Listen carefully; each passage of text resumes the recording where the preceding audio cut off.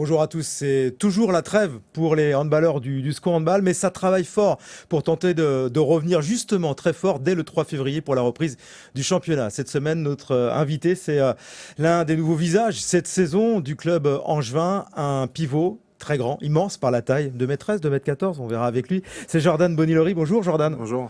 Bienvenue. 2m13 ou 2m14 2m13, 2m13. 2m13, Ouais. très bien. Plus grand joueur du championnat depuis longtemps. Vous avez toujours été considéré comme tel. Ouais, pendant longtemps. Après, Il y a eu plus grand? Non. En D1, il y a Chris Opens qui Ouais. fait 2m15. D'accord, battu. Un peu ouais, battu. Bon, c'était pas un record que j'avais. Bon, mais après, c'est pas ça le plus important. Pas ça le plus important. Je le disais, c'est la trêve. Mais pour vous, ça a repris. Il faut travailler fort pour revenir très fort. Quel est le programme en ce moment sous les ordres d'Issam Tej et du nouvel entraîneur? Il y a 2 entraîneurs maintenant, on va en reparler dans quelques instants. Un gros programme physique. Ah oui, bah là on a des séances qui commencent le matin à 9h30. On enchaîne sur 2 séances d'affilée entre cardio et musculation. Donc on est pris toute la matinée jusqu'à 13h à peu près. Ça pique un peu? Ça pique entre la course, la muscu, le froid, c'est tout qui pique. Mais c'est quelque chose qui est important pour qu'on puisse repartir sur cette deuxième partie de saison fort physiquement et pouvoir enchaîner surtout jusqu'au mois de mai, quoi. C'est un travail logique avant de reprendre la saison, mais est-ce que c'était aussi indispensable par rapport à ce que vous avez vécu lors de la première phase où on a vu peut-être des joueurs un petit peu en déficit? Est-ce qu'il y avait un manque de ce côté-là, Jordan? Bah, je pense que côté physique, il y a forcément, on avait un manque, on n'a pas les joueurs avec les plus gros gabarits, donc si on ne s'arrache pas pendant 60 minutes, ça risque d'être compliqué. Et en fait, justement, cette préparation physique va nous permettre justement de pouvoir s'accrocher et donner tout ce qu'on a pendant 60 minutes s'il le faut, quoi.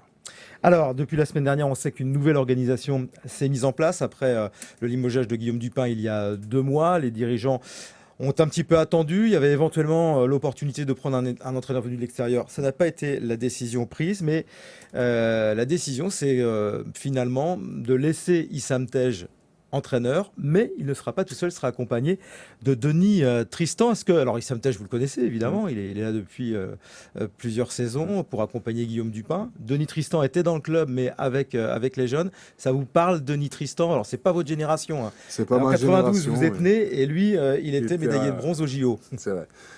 Non, ça me parle parce que ça fait partie de l'histoire du handball français. Mais après, personnellement, je le connaissais pas ou je le connais toujours pas. Donc, on verra comment ça se passe, on verra ce qu'il peut nous apporter. Enfin, j'espère qu'il va nous apporter et que la paire avec Issam fera des merveilles pour nous permettre de nous maintenir et ça sera l'objectif, quoi. L'objectif pour Denis Tristan, c'est de remettre cette équipe en condition, qu'elle soit compétitive. On lui a laissé un petit peu le temps de réflexion, mais finalement, il a rapidement pris sa décision. On l'écoute. L'idée, c'est d'aller chercher le maintien. On sait que ça sera compliqué. Et puis, on verra en fin de saison. Moi, j'ai pas de... Voilà. Ma carrière de joueur, elle est très loin. Ma carrière d'entraîneur à haut niveau, elle est aussi derrière moi. Là, aujourd'hui, c'est vraiment... On est dans un moment compliqué. On est tous amoureux de ce club. Moi, ça fait quand même pas mal d'années que j'y suis. Donc voilà, on se retrousse les manches, on y va ensemble. Issam et moi, on a envie d'y aller ensemble, on a envie d'essayer de transmettre des choses aux joueurs. Et puis, bah, allez, en route. Voilà, se retrousser les manches pour aller chercher le maintien. C'est possible encore, Jordan? Bien sûr, c'est possible. Il reste encore, si je me trompe pas, on est 16, donc il reste encore 15 matchs. 15 matchs, ça fait 30 points à prendre. Bon, on sait qu'on va pas prendre tous les points, mais si on en prend 15, si on en prend 15, on a le maintien quasiment, assuré. Comment réussir à changer la tendance, en sachant que la première moitié de saison n'a pas été bonne? Alors, on parle uniquement de handball, on parle d'état d'esprit? Qu'est-ce qu'il faut radicalement modifier pour atteindre cet objectif? Bah, je pense que, comme beaucoup, moi, je ne connaissais pas ce championnat de Pro League. J'avais joué quand j'étais à Toulouse ou ailleurs contre des équipes de Pro League, mais c'est pas pareil en fait. On est plus sur un championnat où c'est peut-être moins tactique et plus physique que la première division, on va dire. Et c'est peut-être ça qui nous a surpris à beaucoup, et peut-être qu'il y en a qui n'étaient pas prêts justement à ce genre de combat. Vous pensiez que ça allait être plus simple, moins compliqué? Bah, moi, je vais pas vous mentir, quand on arrive d'un championnat au-dessus, on se dit bon, on va en deuxième division, on baisse de niveau, tout ça. Mais sauf qu'au final, oui, on a des connaissances, on a d'expérience d'une division au-dessus, mais le combat doit rester le même, quoi.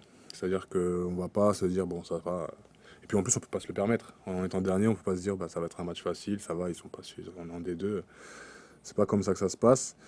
Donc, non, je pense qu'il y a ça. C'est l'état d'esprit aujourd'hui qu'il Non, faut avant c'est, tout je pense, changer.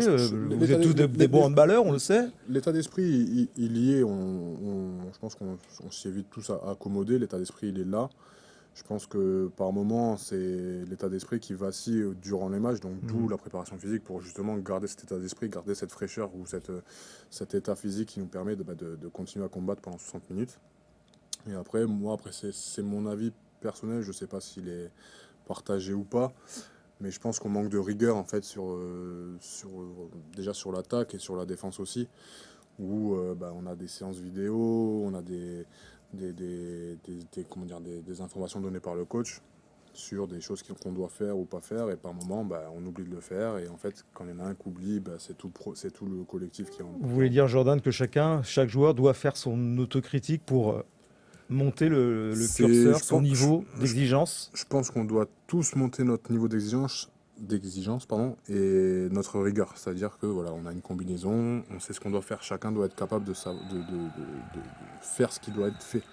Souvent, on arrive, on se dit, il y en a un qui dit, ah putain, j'ai oublié de faire ça, pardon les gars, ou j'ai quelqu'un qui devait sortir, qui n'est pas sorti. Et au final, c'est des petits détails que si ça, on le gomme, déjà, on avancera mieux et ça sera plus fluide, on pourra mieux jouer. Et donc ça, c'est plutôt... Je pense que c'est une des clés qui va nous permettre cette année d'aller chercher ce maintien, quoi.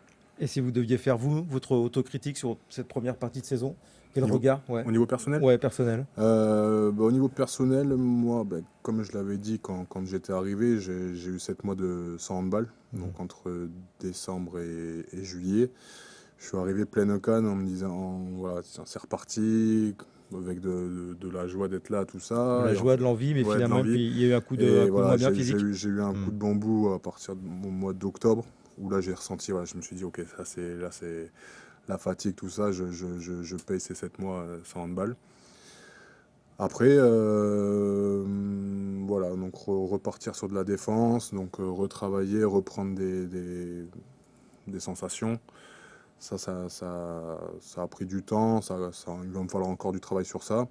Au niveau de l'attaque avec le groupe, je communique vachement avec mes coéquipiers pour justement qu'eux ils arrivent à bien me prouver, s'ils préfèrent que je bloque à un endroit, à un autre, juste ces petits détails qui pourraient, sur un match, voilà, un petit coup, un petit jeu à deux, et qui pourra apporter un but, deux buts, et on ne sait pas, hein, peut-être que ce sera le but ou les deux buts qui pourront nous faire gagner. Mais si je devais faire un bilan de ma première partie de saison, c'est un peu mitigé, je pense. Je pense qu'on attendait beaucoup de moi, dans le sens où pivot qui arrive en D1. Moi, j'avais expliqué que je suis pas quelqu'un qui pense à ma personne, donc je suis pas là, je suis peut-être pas le joueur qui va marquer 10 buts ou 12 buts par match, mais par contre, je vais travailler pour les autres, quoi. Je vais effectuer des blocs pour que les autres... On attend un petit peu plus de chacun, Oui, de chacun. vous, et surtout des joueurs Oui, oui, non, mais ça, plus expérimentés. c'est normal. Donc c'est ce qu'on va voir à partir du 3 février. Voilà, exactement. Et après, j'essaie d'apporter aussi beaucoup sur l'extra handball, c'est-à-dire, enfin, pas l'extra handball, pas sur le terrain, mais juste La vie des dans le vestiaire. conseils. La vie dans le vestiaire, ça, avec Willow, enfin, la vie dans le vestiaire, ça se Ouais. passe très bien. Il y a vraiment une super ambiance Ouais. dans ce vestiaire-là. Mais après, c'est sur le côté tactique, parce que je pense que j'ai une bonne vision tactique du handball. Et il y en a pas mal qui viennent me demander, voilà. Même quand Issam, il donne des conseils, des consignes, tout ça, quand il y en a un, il n'a pas bien compris, je peux être capable de l'expliquer, et surtout pourquoi il fait ça. Moi, quand j'étais à Toulouse, j'ai eu 2-3 années où je coachais aussi des jeunes sur les séances vidéo. Vous faire un peu le relais.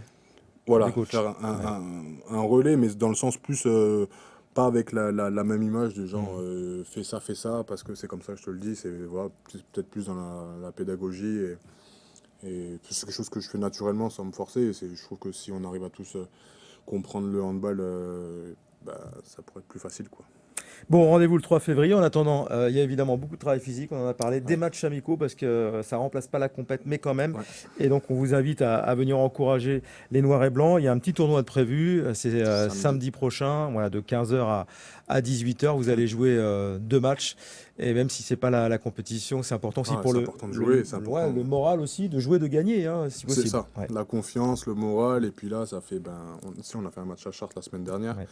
mais remettre des points tactiques, remettre tout en place dans la tête, même travailler sur ce qui se faisait pas super bien sur la première partie de saison, c'est très important de pouvoir faire ces matchs-là, donc non, c'est bien, c'est une bonne chose. Merci Jordan. Merci à vous. Bonne continuation. On va vous suivre évidemment de très près. Nous, l'émission continue toutes les semaines avec des nouvelles têtes. Hein, vous l'avez vu, le retour de Denis Tristan. Et puis, il y a le retour aussi d'un autre ancien qui est au club depuis quelques semaines. Il sera sur le plateau la semaine prochaine. C'est le nouveau manager général d'Angers Handball. C'est Jean-René Ragon qui sera avec nous dans une semaine. Merci, à très vite.